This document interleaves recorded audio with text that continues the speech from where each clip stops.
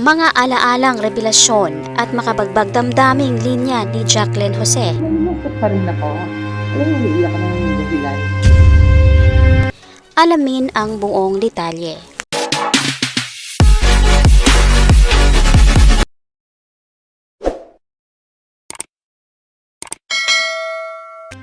Magandang araw mga kaibigan, welcome back to our YouTube channel, Be Truth. Ito ang ilan sa alaalang hindi malilimutan ng isa sa mga napakahusay na artista, palaban at mapagmahal na ina, Jacqueline Jose.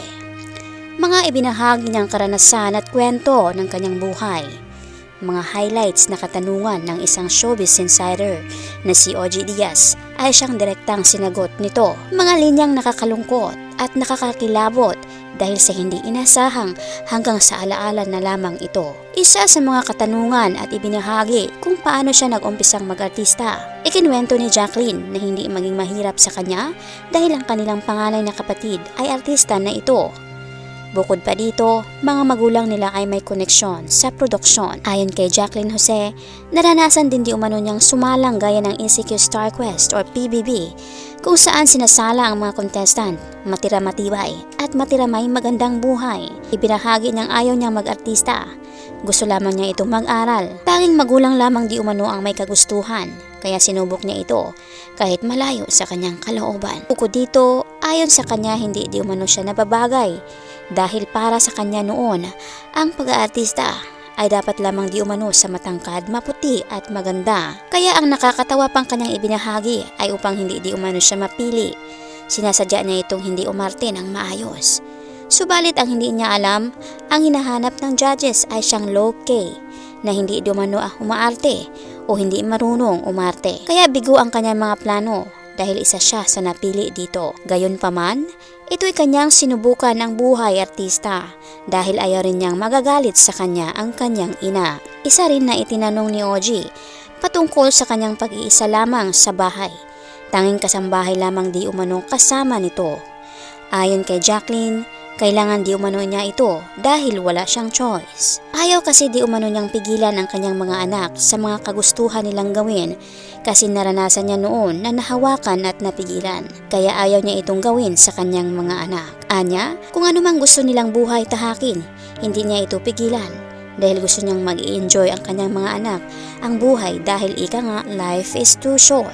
Madamdamin din ang kanyang ibinahagi patungkol sa kanyang anak na si Gwen na ayon sa kanya mahal na mahal siya nito. Nalulungkot pa rin ako. Mahal ng bunso. Yung lalaki.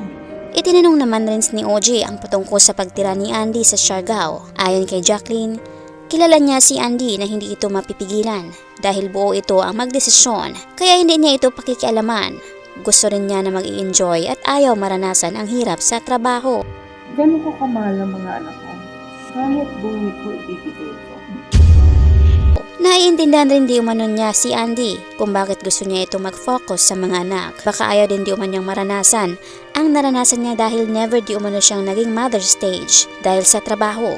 Halos buong buhay hinihingi nito. Believe rin di umano siya kay Andy dahil mahusay at magaling ito at kinalimutan niya ang kanyang sarili para lang sa mga anak. Kinalimutan din di umano ni Andy ang kanyang kinalakihan, ang dating sosyal, probinsyana na.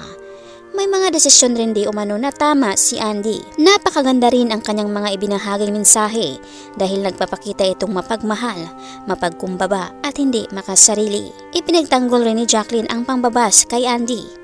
Ibinahagi rin ni Jacqueline Jose na nalulungkot siya at umiyak lang siya na walang dahilan. Ibinahagi rin ni Jacqueline kung ano ang kanyang mga dasal at ang mga nakakabilib na linya para sa isang ina at bilang isang anak.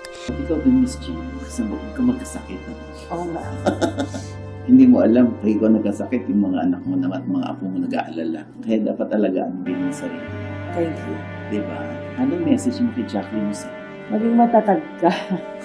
At hindi malungkot. Hindi matatag, huwag malungkot. At miniti paminsan-minsan. Normal na sinasabi nila na irespeto ang magulang. Yung respect sa kids na minsan tama rin yung desisyon ng anak kaysa desisyon ng magulang. Maaaring tayo ang nagluwal sa kanila, nagbigay ng buhay. Pero huwag natin kalilimutan na may buhay din sila at may karapatan na ipaglaban kung ano ang sa tingin nila tama. Makinig din tayo sa kanila at hindi porke nanay tayo at anak sila, lagi na tayong tama. Lalo na sa panahon ngayon, marami na tayong hindi alam ng mga magulang sa nangyayari sa mga kabataan. Makinig na lang muna tayo, tsaka tayo magdesisyon. I-trust natin sila. Pag mali yung ginagawa, yan, dyan tayo pumasok. Pinalaki ko yan, pinaghirapan ko yan, alam ko kung paano ko pinalaki. May respeto, may pagmamahal, marunong makisama sa kapwa, magalang. Alam ko, pinalaki ko ng tama. So kung ano man ang magiging desisyon nila, nasa likod lang ako. Palagi natin pagkatiwalaan. May desisyon yan, sa posibleng wala. Pag duda ka sa pagpapalaki mo, ikaw na may problema. Kung alam mo na pinalaki mo ng tama, magtiwala ka.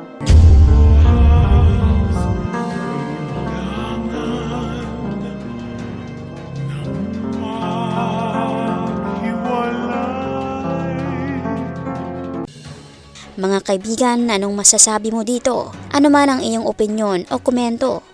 Welcome kayo dito. Maraming salamat po.